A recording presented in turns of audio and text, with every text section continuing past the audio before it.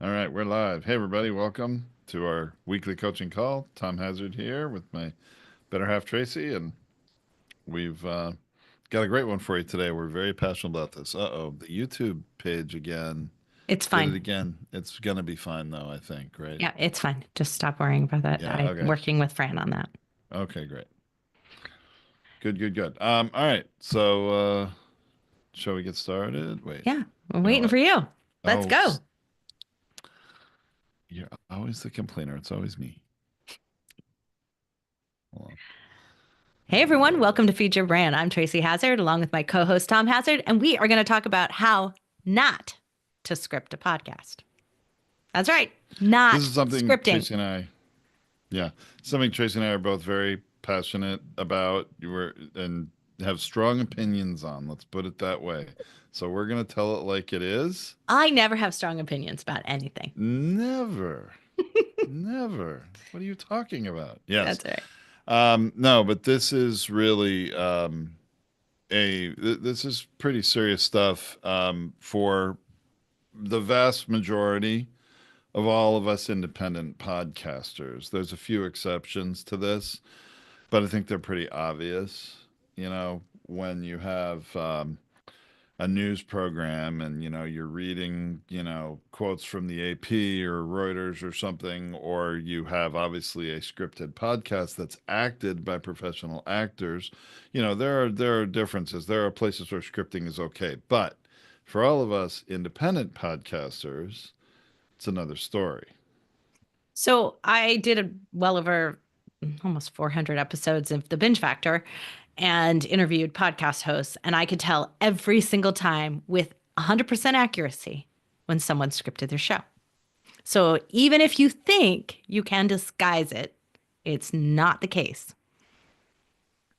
Well, so let's talk about that, Tracy. Let's share, why is scripting so bad? Why? Well, because that's our opinion, Right. No. being So authentic and delivering uh, your message through your voice, good. Scripting, very, very bad. okay, Why? there are scripted shows, shows that belong scripted, that are entertainment. Those are not the shows we're talking about right now, but I can even tell you when that's gone badly there. So I interviewed a couple of comedians who did a really good job of preparing the show. The show was like about, I don't know, it was like about the Royals or something like that. I can't even remember the name of the show anymore. But it was this sort of like um follow the royals through like all this stuff. And so it had all this historical prep and there was a script. But they were comedians comfortable with improv. They would get the script, they would ingest it, they would like not quite memorize it, but they would make it their own. Even still, you could really tell when they would default out of the banter and into the script. And if you think your audience doesn't know that, you're making a huge mistake. So, very few, even professionals, can get away with that and make it something good. And remember, like TV professionals, news professionals, these people do this all the time. They have a teleprompter, and most often you won't. So, there'll be, if there's video, there'll be this telltale look down or Or off to the side off or to the up. I side, mean, right? unless they have a teleprompter and then they can look directly at the camera. That's true. But even when you are reading a teleprompter, unless you're very experienced at it, and you've really reviewed that copy ahead of time so you know what's coming. The emphasis on certain words is wrong. So, The pitch of your voice, the energy of what you're delivering, it's so unnatural that it sounds bad. what's the guy who's been on Saturday Night Live like the longest? His name is Keenan, I think, right? Yeah, yeah, yeah. I forget his last Anyway, name, he's but been on yeah, that he's a Saturday Night long Live the time. longest. And it annoys the heck out of me when I'm watching a script. I think he's funny. Absolutely like drop on the floor, roll around laughing funny. But you can see his eye reading the cue cards. Every actor on Saturday Night Live does that because they write this stuff days before they air it, and nobody really has time to memorize that script very Right. well. But for him, he's the one person where it's so obvious that he's reading it that it bugs me. Where a lot of them can get away with it. That's an unusual thing. This is what I'm saying. Even professionals aren't always good at this. So this is not something you should expect to be good at. Yeah, even I, there are some videos on our website, podetize.com, Tracy, on a couple of our pages, like for the podcast power appraisal. That's one of them where I've recorded a video. And it's not very long, it's a couple minutes, and it's scripted. And even though I probably did it a dozen times before I got one that I was happy with, even the one that is borderline acceptable, if you watch this show, you watch any of these videos, or you listen to this podcast, and then you go look at that video, you can tell, oh, Tom, you're reading a script, or you're scripting that, or you're trying to memorize it, but you're still looking at certain words or bullet points, trying to make sure, you don't forget them. It's just not natural. And what do podcast listeners want? Above all, they want authenticity. They like watching shows where the hosts and all the participants are being real with them. And that's really what we're talking about here in no scripting. But there's some other interesting things to talk about and some sort Yeah. of So examples. so let's talk a little bit about why scripts go so wrong, right? So the script themselves, not how you deliver it, is also wrong. Number one, we don't speak how we write. So by the mere fact you're writing it down, you are doing something that is unnatural. And that is contributing to the problem. That's very true. And I know this because I mean, you've done a lot more episodes than me, Tracy. I've done, I don't know, I've probably participated in somewhere around 1,700 to 2,000 episodes of podcasts over the years. You've done about twice that, I think. And I can tell you that, it is not only very obvious the energy being different, all these different things, but I can tell you that when we don't speak how we write. And how do I know this? Because I'm not a writer. I am really not a writer. Okay. Tracy's a real writer, a good one. So what And would you you would do, not Tom, right? speak. What would So I do? if you're a podcast host, you're kind of a speaker, right? It's very common for it to be that way. And what do? You would get somebody to help you write this. So number one problem after you don't speak how you write is that you got somebody else to write the script. So it's not yours. Now, it doesn't matter if you got a human to do it or an AI to do it. It's still not yours. It's not in your voice. It's not in the way that you would say things. It's not even your own ideas completely if you've had somebody script this separately from you, right? So, I mean, how many times is it? Sometimes we'll get a description and I'll rewrite the entire thing because it's not what we're going to talk about this coaching call because our angle on it is so different than what someone would commonly think Or because what an our AI advice would is write. unconventional, Yeah. right? Yeah.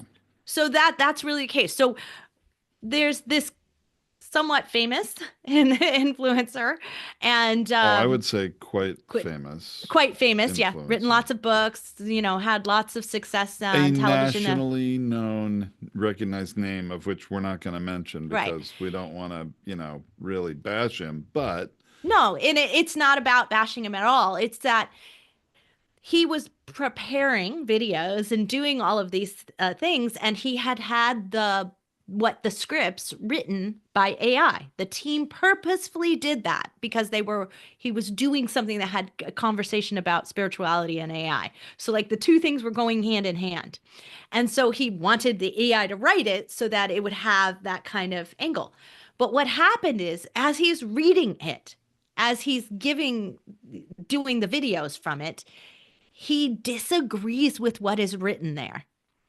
And you can hear the hesitation in his voice or the like, do I rewrite this? Do I say this? Do I just contradict it? Or do I just keep going because I don't want to do this video again?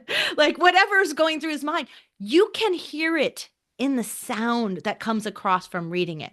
So when you don't 100% buy into the script, you'll have a hesitancy that your audience will hear and and they your won't believe audience you. will feel it, right? They won't believe you.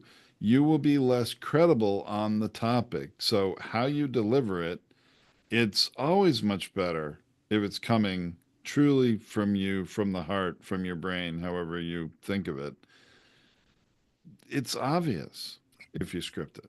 So I had another podcaster that I interviewed on the Binge Factor, and he did two a day. And his whole goal was to have blogs on his website. Like it was all he made his money from web ads, right? From pay per click. So he needed content. And he knew that when he put the video or the audio file onto the page, that he would get more Google traffic and make more money off of his site. So this was his strategy. So he honestly really didn't care about how his podcast sounded. Just didn't matter to him as much as that he plugged it out. And so he would write blogs twice a day. He would write two a day and he would read them. And so it was kind of a short show. I would say it's not even 5 minutes, 7 minute show kind of thing. But he would write them out and it would be a written blog. I could tell the difference though when he switched from what was probably like Tom and I know this because the Romanian blog farms that write all the content for you. It was like so there was a big trend of doing that in, I guess to say in the About 10 years ago. 2000, yeah, Yeah. about 10 years ago, about 2015ish, there was a big trend of using them for this and they were very cheap and you could get like a blog for $15. And so, and then you'd make way more money off of the site. So it was like well worth doing that. So you could tell when he switched from that to AI, it got a little bit better. There was a little less garbage in it, like, like resaying, but there was so many filler words that didn't make sense as he's reading it and saying it. So many filler phrases that were just like not what I call nonsense phrases, things if you, a good editor should strike that out but then you wouldn't have the word count you wanted. And that's why he left him in. And you could just tell the difference. And so I know it didn't harm his website traffic because at that point in time when I interviewed him, they didn't know what to do about it. They weren't blocking AI, they weren't screening for it, they weren't doing any of those things back then. But you could definitely tell the difference, and there's no reason for someone to listen to that show. So That's Tracy, why he couldn't make money off the podcast. in that case, you're saying he was writing a blog either conventionally or having them written by AI or maybe, some blog Ghostwriter. farm somewhere, a ghostwriter. So writing it the conventional way and then delivering that as a podcast, Yes. he must really have not cared about the quality of the podcast then because He couldn't. the And this is what I'm saying. It's like yeah. there was a reason he could make money off of his website because the SEO was all crammed in there. But the podcast had no value. No one wanted to listen to that. Yeah, I mean, actually, the whole concept of having blogs on your website for SEO. I mean, obviously, everybody listening to this show for any length of time knows that that's something we believe very strongly in. But it's going the other direction, speaking your way to the blog, taking the human pattern, imperfect grammar, and word order of how we speak, and turning that into a blog.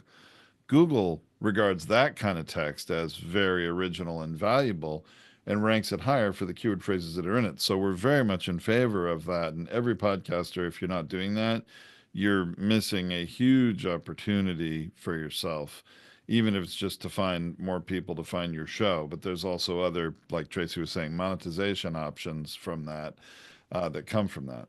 Right. And so what you have to remember is a blog is not a script, right? That's the difference here. A blog is not a script. This is not dialogue.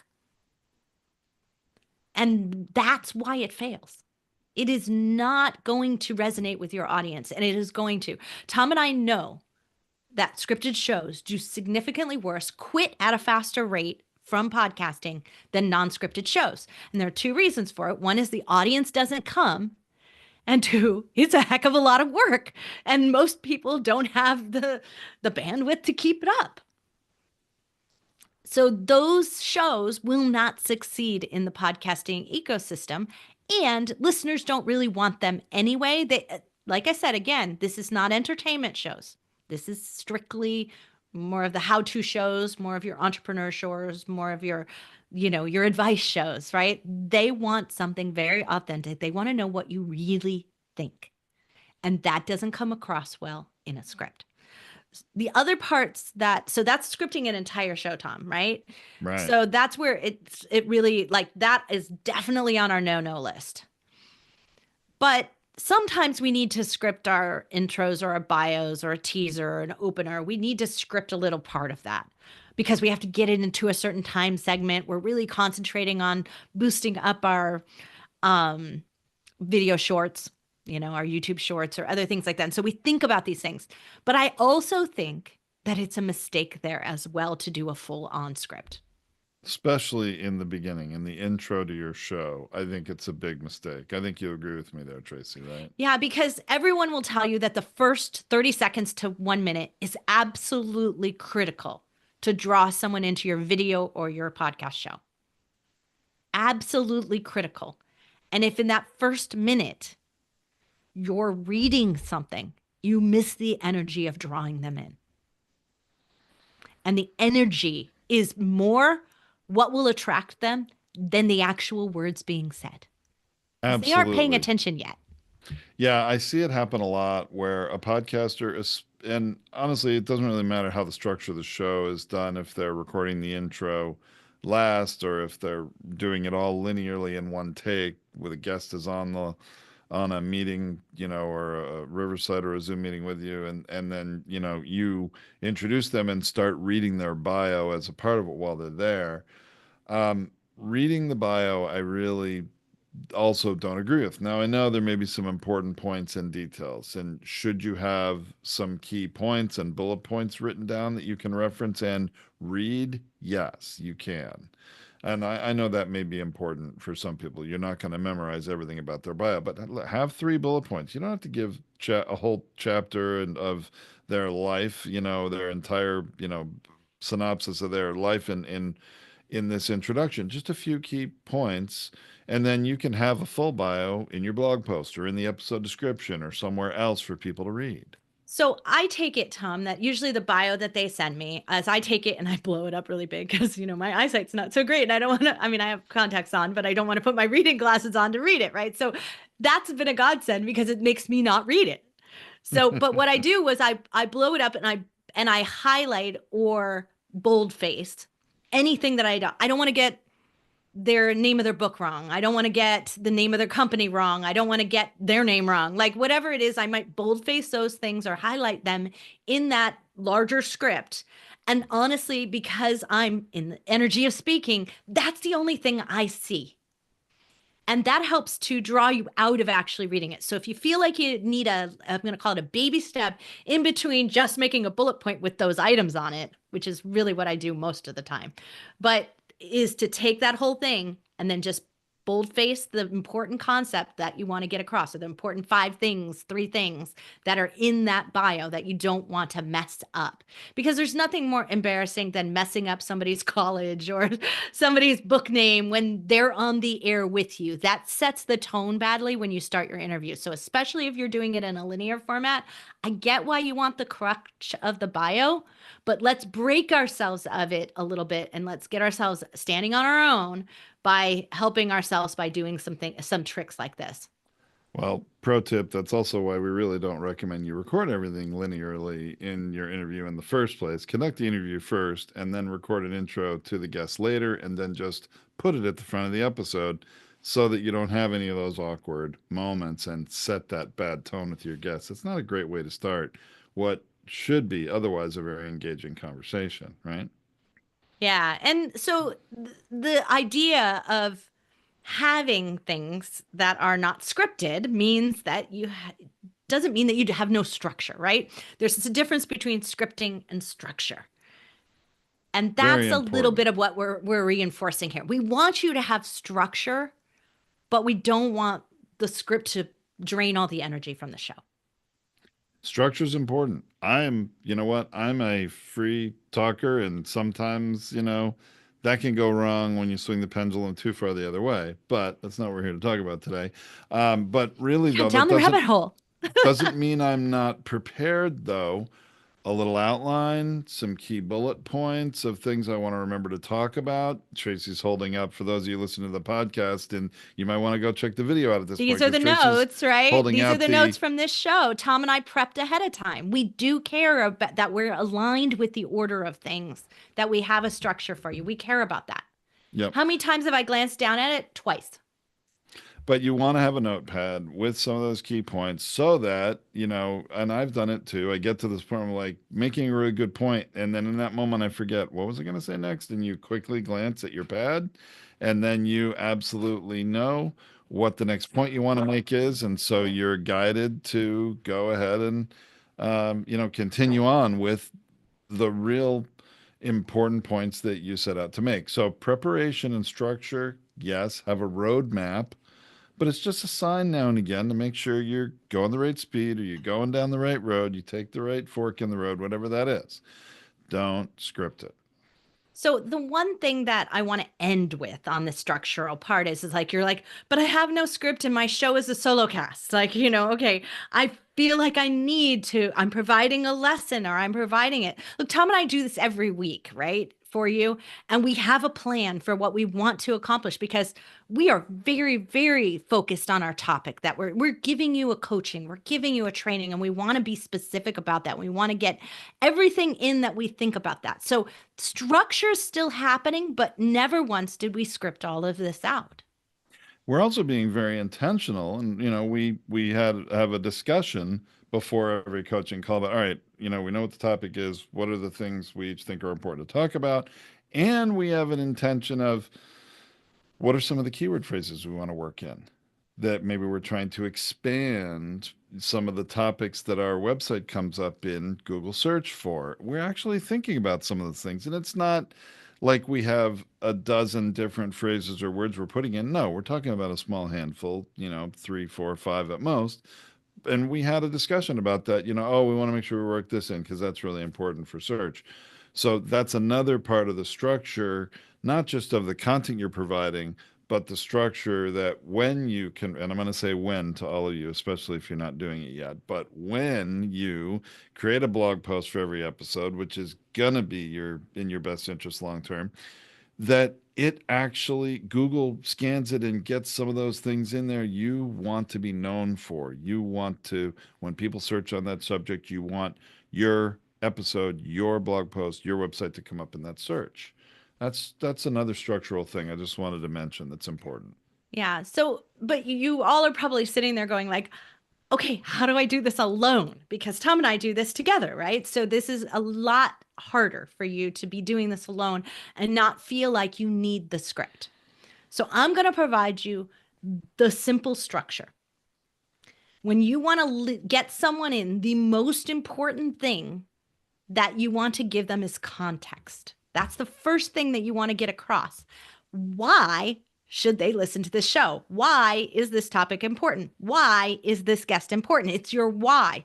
You lead with your why. Start with why, right? Like this is exactly what you should be doing every single time. Leading with the bio doesn't do that. That's leading with the who. Now, you might have a really important who, but why is that who important to your listeners? Why is it important to your show? Why is it important to your topics? Why is it important to your niche that you're an expert in, right? Why has to come first on everything we do. And only you can answer that.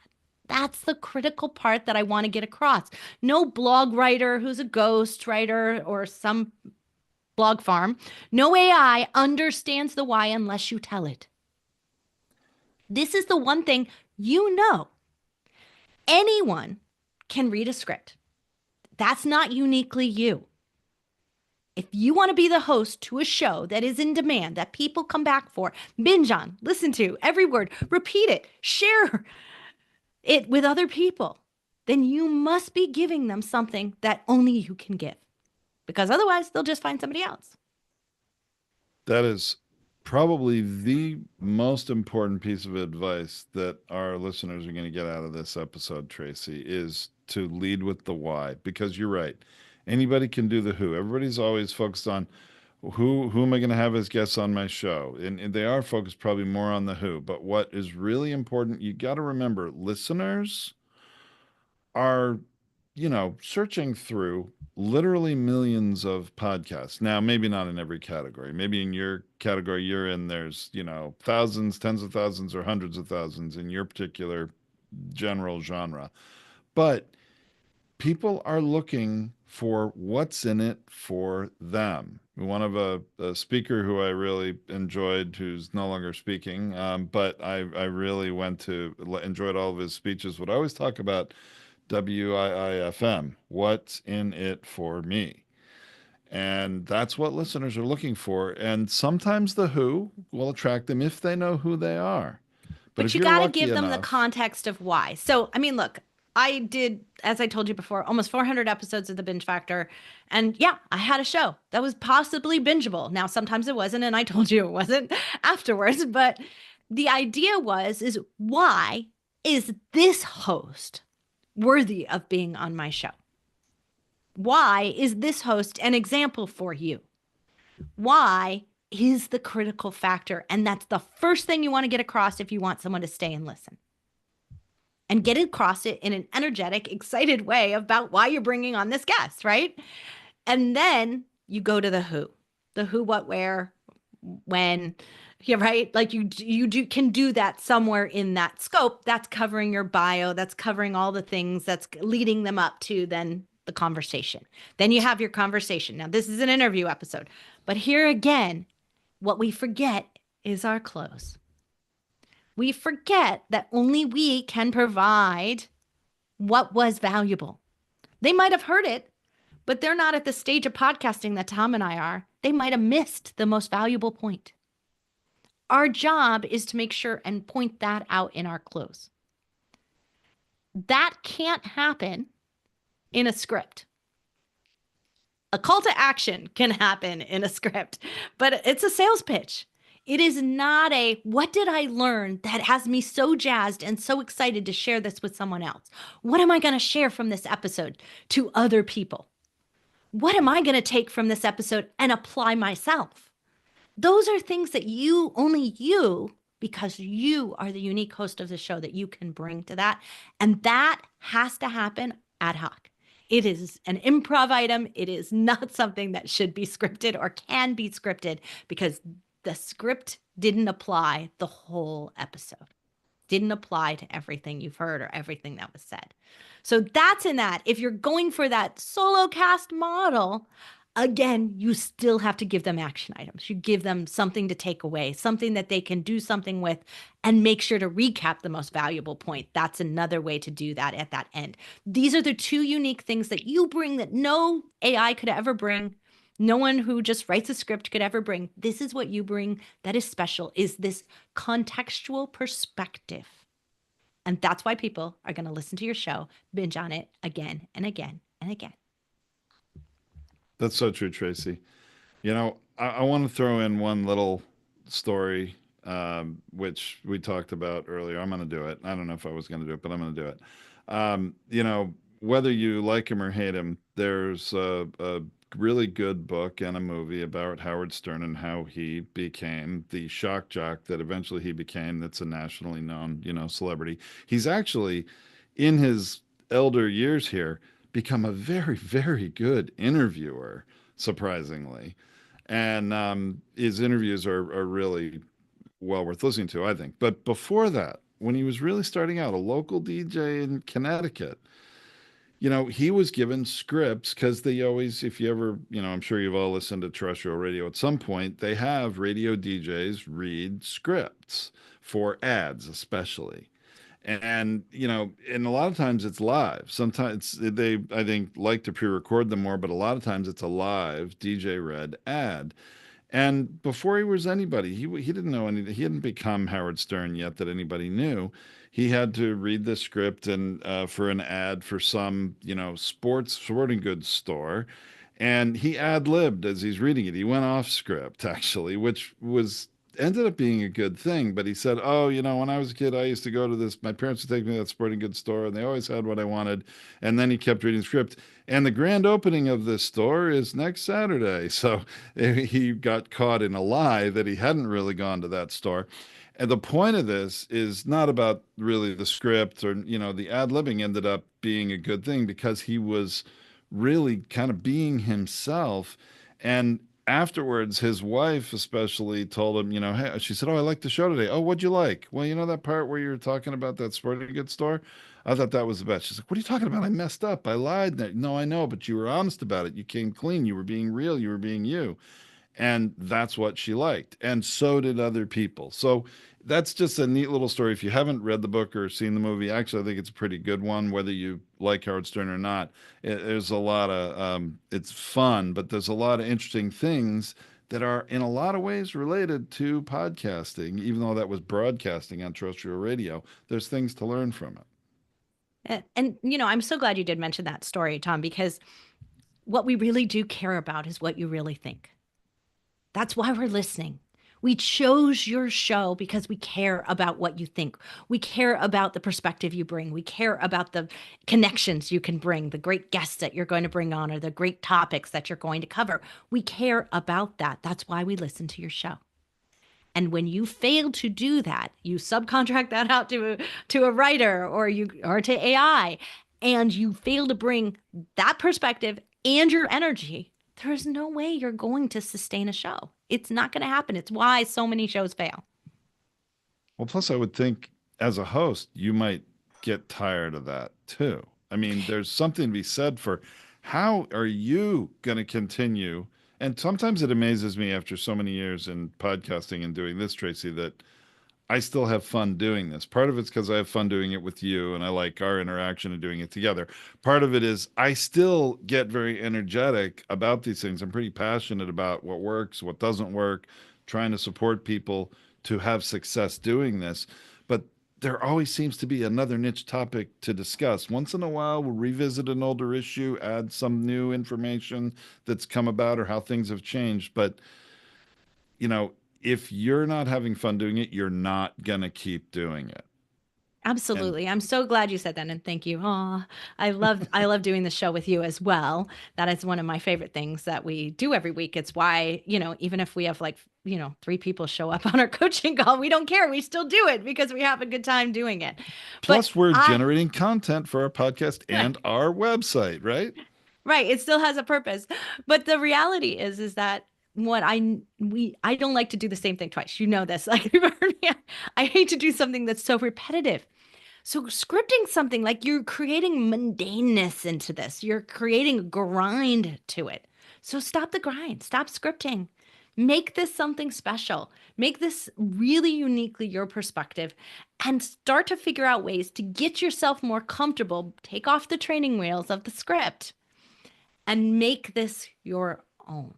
You can do it. I believe in you because I have seen so many turn like what you were just telling the story about Howard Stern. He was not good at this. He has become one of the best interviewers. I see the same thing in all of you. Some of you start out rough, but you get better and better the more you do this. It's practice.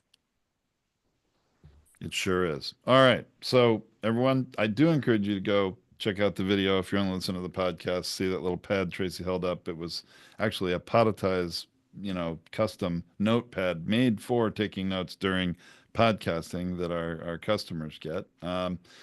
But anyway, it's there. There's the blog post for this episode with links to everything we discussed. Will be when this airs as a podcast on podcastersunited.org, and of course our tip library is there, and you can find us anywhere on social media at United We Pod. Isn't that right, Tracy?